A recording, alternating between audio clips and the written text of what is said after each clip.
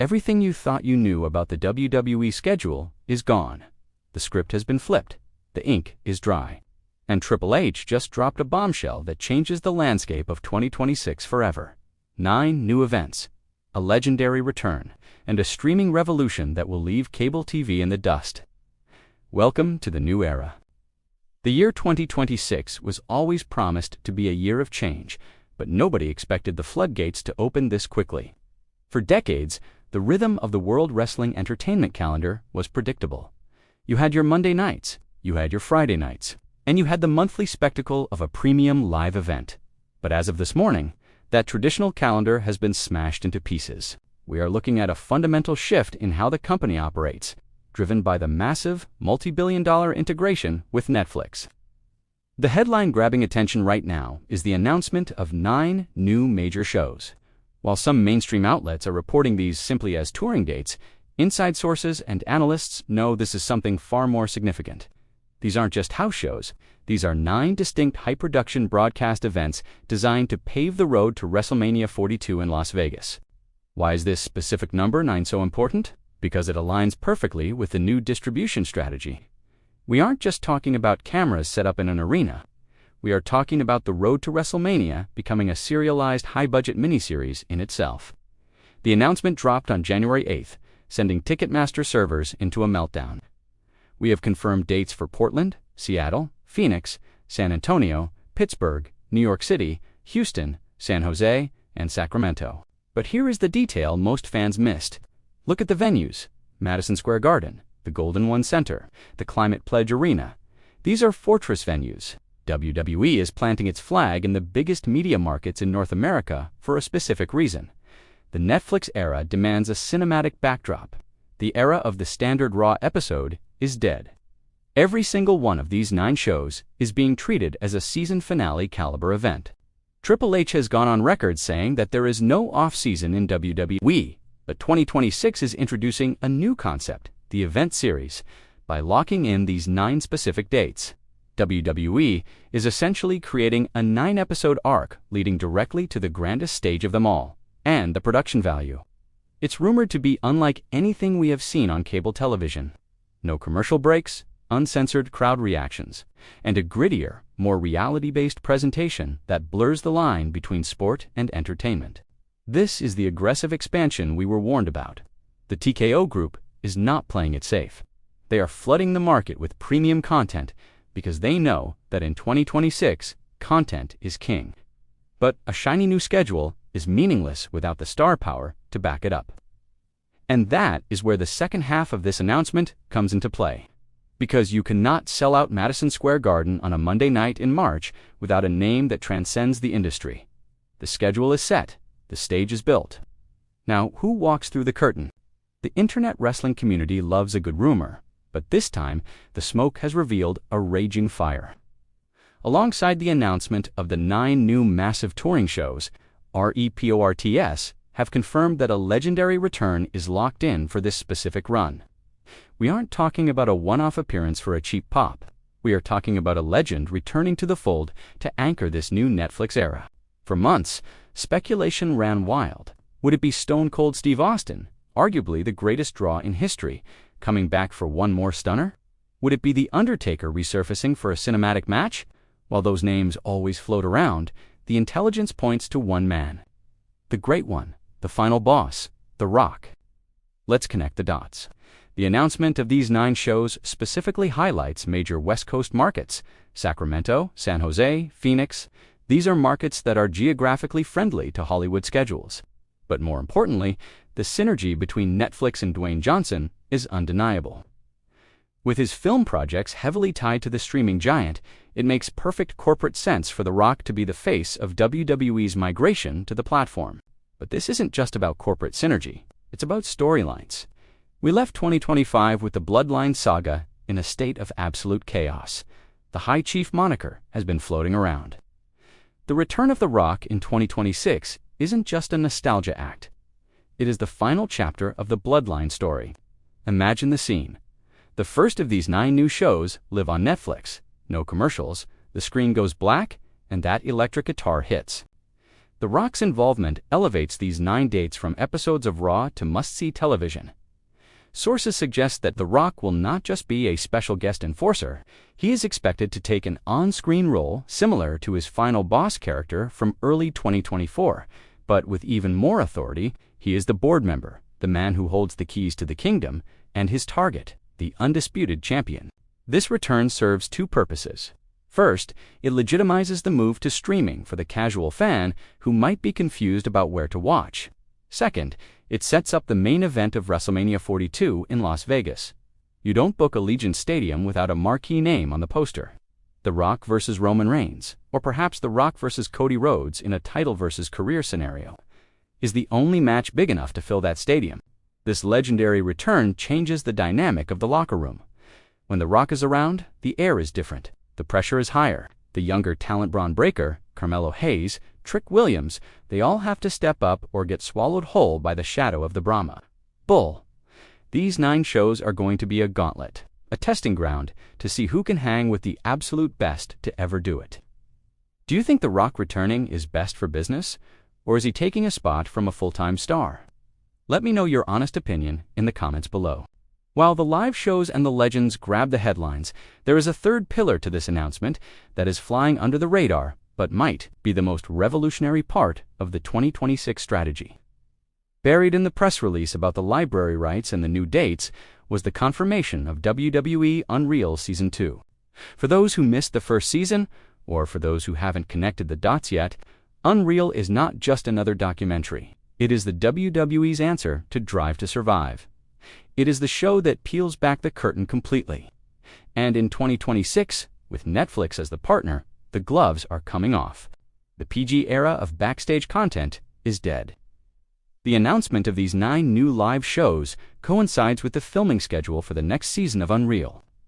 This means that cameras will be following the superstars not just in the ring, but in the hotels, on the travel buses, and in the private meetings where careers are made and broken.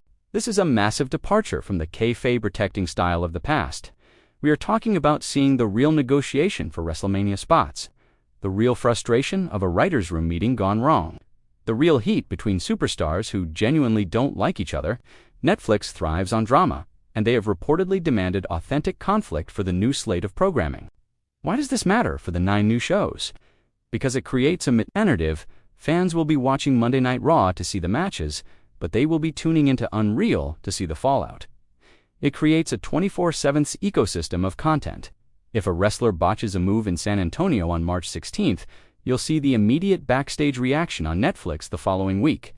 It adds stakes to every single performance. This also signals the end of the polished WWE superstar. The audience in 2026 demands authenticity. They want to see the human being behind the gimmick. Unreal Season 2 is set to focus heavily on the younger generation stars like Braun Breaker, Tiffany Stratton, and Jade Cargill, showing the immense pressure they are under to carry the torch.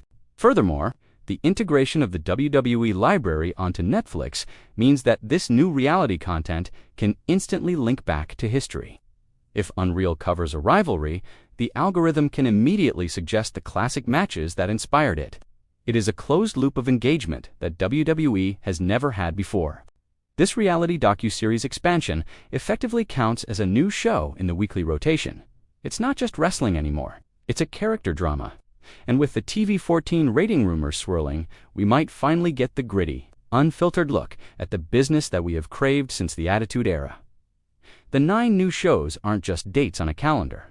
They are episodes in a massive, unscripted reality saga.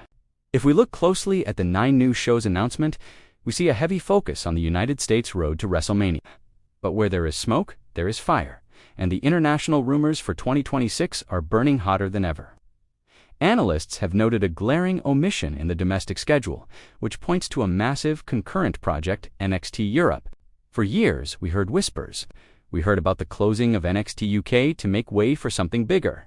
In 2026, it seems the sleeping giant is waking up. While the main roster hits the 9 confirmed U.S. cities, sources indicate that a separate touring brand is being finalized to launch exclusively on Netflix for international markets. This isn't just a developmental territory. The rumor is that NXT Europe will be one of the 9 new shows conceptualized in the broader Netflix deal. Imagine a Champions League-style format, featuring top talent from England, Germany, France, and beyond, competing in a seasonal tournament that runs parallel to the US programming. This aligns perfectly with the recent WWE strategy of global localization. We saw the success of Bash in Berlin and Backlash France.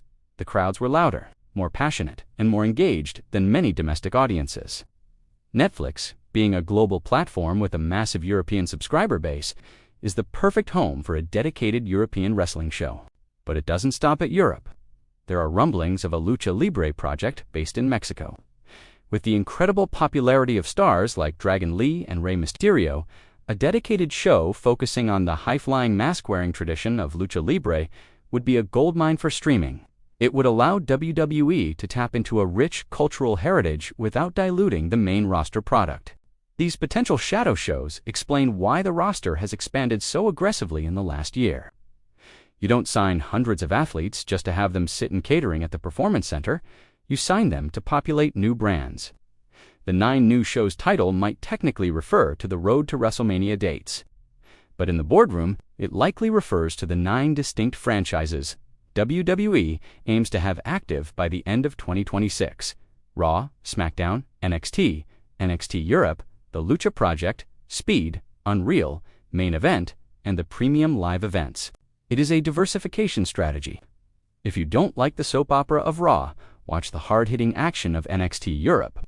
If you don't like the sports style of SmackDown, watch the drama of Unreal. WWE is trying to be everything to everyone. And with the financial backing of the TKO Group, they finally have the resources to pull it off. We must address the elephant in the room. This announcement of 9 new shows, the legendary return, and the library migration marks the final nail in the coffin of the cable era for 40 years. The success of the WWE was measured in Nielsen ratings. It was measured in how many households had the USA Network or Fox. In 2026, those metrics are archaic.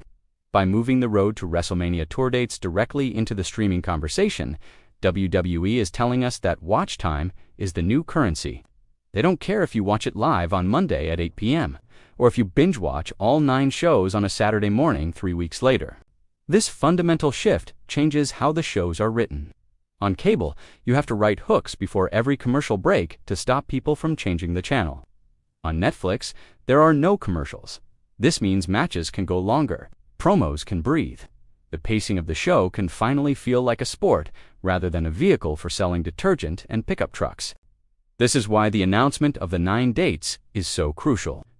They are selling tickets to the live experience, but for the home viewer, they are selling a subscription. The legendary return we discussed, whether it's The Rock or another icon, is the driver to get you to sign up. Once you are in the library, and the new shows keep you there. However, this transition is not without risk. There is a generation of older fans, who still rely on traditional television. By putting the best content, the legendary returns, and the 9 biggest shows of the spring exclusively on a streaming platform or heavily integrated with it, WWE risks alienating the audience that built them. But Triple H has made his stance clear: evolve or perish. The 9 new shows are a declaration of war against the old way of doing things. They are a statement that WWE is now a technology company as much as it is a wrestling company. The production trucks are upgrading to 4000. The audio is being mixed for Dolby Atmos. The experience of watching wrestling in 2026 is going to be visceral. And let's not forget the John Cena factor. We know 2025 was the start of his farewell, but 2026 is the final countdown. These 9 shows are likely the last time we will see John Cena in these specific arenas. Every ticket sold for that Houston show or that Madison Square Garden show is a ticket to history. The end of an era isn't just about technology. It's about the final goodbye to the last megastar of the cable generation. Are you ready to pay for Netflix to watch Raw? Or do you miss the days of flipping channels on cable? Smash that like button if you are already subscribed. So, where does this leave us? We have 9 confirmed blockbuster dates. We have a confirmed legendary return looming over the industry like a storm cloud. We have the reality-shattering Unreal series exposing the business, and the potential for international expansion that could double the size of the roster. The road to WrestleMania 42 is not just a path to a wrestling show, it is a runway for the future of entertainment. The stakes have never been higher. If this Netflix experiment fails, it could cripple the industry's economics. But if it succeeds, if The Rock returns and breaks viewership records, if these 9 shows sell out instantly, then wrestling enters a new golden age. You need to be prepared. The tickets for these 9 shows go on sale next Tuesday. If you are anywhere near New York, San Antonio, or Sacramento, you need to be in that queue, because you aren't just buying a seat, you are buying a spot in the footage that will be used in documentaries for the next 50 years. And keep your eyes peeled for the legendary return. It could happen at the first show in Portland. It could happen at the Garden, but when it happens, the internet will break. The hierarchy of power is changing, and you have a front row seat. We will be covering every single one of these 9 shows right here on Ring Legends. We will be breaking down every frame of the Unreal docuseries, and we will be the first to tell you when The Rock's music hits. So here's what I need you to do. Click that subscribe button and turn on the notification bell. You do not want to be the last one to know when the next bombshell drops. Would you like me to create a breakdown video specifically analyzing the Unreal Season 2 trailer once it leaks? Let me know in the comments. This is Ring Legends. The bell has rung. The new era is here. We'll see you at the shows.